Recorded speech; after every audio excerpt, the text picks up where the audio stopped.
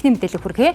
Америк нэгдсэн улсад тэтгэлгээр суралцж байсан 22 настай Монгол оюутан бэлгийн хүчирхийллийн хэрэгт холбогдож 25 хүртэлх жилийн хоригхаал сонсох эрсдэлтэй нөхцөл төрлөө. Энэ хэрэг нь манай улсад хэвийн мэт ойлгогдож, үл тоомсорлогдож ирсэн зарим үйлдэл хүний эрхийг дээдэлж, хуулийг чанга сахиулдаг орнуудад хатуу шийтгэл оногдуулдаг, ноцтой гэмт хэрэгт тооцогддгийг нотолсон том сануулга боллоо. Одоогоор ил болсон мэдээллээр Корнел их сургуулийн оюутан 22 настай бэлгүүн нь бэлгийн хүчирхийлэл, хүний эзэмшилд зөвшөөрлгүй нэвтэрсэн гэх хоёр зүйлэнгээр буруутай нь тогтоогдсон байна.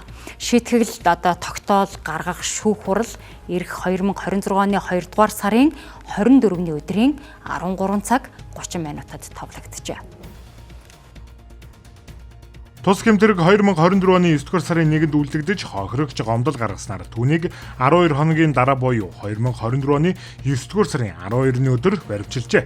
Түүнийг дотор байрны өрөөнд гэмтэрэг үйлдэх зорилгоор санаатаа хууль бусаар нэвтэрсэн 2 дугаар зэргийн гэмтэрэг болон бэлгийн хүчирхийллийн 1 дугаар зэргийн гэмтэрэгт холбогдуулан яллагдагчаар татсан байна.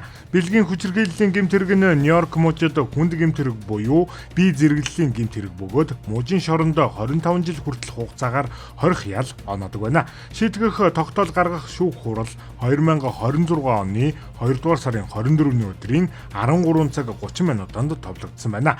Манай улсын оюутан залуус ажилтан албан хаагч нар гадаад улсад бэлгийн хүчирхийлэлтэй холбоотой гэмтэрэгт холбогдож улсынхаа нэрийг уландаа гიშгдэг үйлдэл цөөнгөө гаргуулсан. Харин энэ шалтгааныг нийгэм судлаачид нийгмийн хэвшмэл ойлголт, хүн байх мэдлэг мэдээлэл дутмаг байгаатай холбон тайлбарлаж байна. Тоо бодох ч юм уу, тиймэрхүү юмд заагаа яваад байсан чинь англи хэл мэд гэдэг ч юм уу, тиймэрхүү эрдмээ заагаад яваад байсан чинь хүн байх гэдэг эрдмээ бид нар хайцсан байгаа байхгүй. Тэгэнгүүт тэр хүн дууг нь нийгмийн гишүүний хувьд тэр хүүхэд хүн байх гэдэг зүйл чинь юу байдаг юм бэ гэдэг мэдээлэл бид нар өгөн зохистой байдлаар өгж явах хэрэгтэй байсан чинь тэр нь бидний хувьд нийгмийн хувьд ингээд алдагдсан байгаад байна тий. Тэгэнгүүт тэр хүүхэд бол бидний нийгмээс өгөгдөжсэн мэдээллээр бол иймэрхүү үйлдэл гаргах нь байж болно гэсэн одоо тийм ойлголттой очсон байгаа байхгүй юу тий. Манай улсын хувьд бэлгийн хүчирхийлэлтэй холбоотой хэргийг төдийлөн ойшоож үздэггүй хөнгөн хэлбэрээр хүлээн авдаг нь хүүхэд залууст гэмт хэрэг биш мэтэр ойлгох сэтэл болдог байна. Хамгийн сүүлд үндсэн хуулийн цэцгийн дараагасан од баяр онгоцны үйлчлэгчийн биед зөвшөөрлгүй хүрсэн хэрэг дэлхийн нийтийн анхааралд хүрсэн.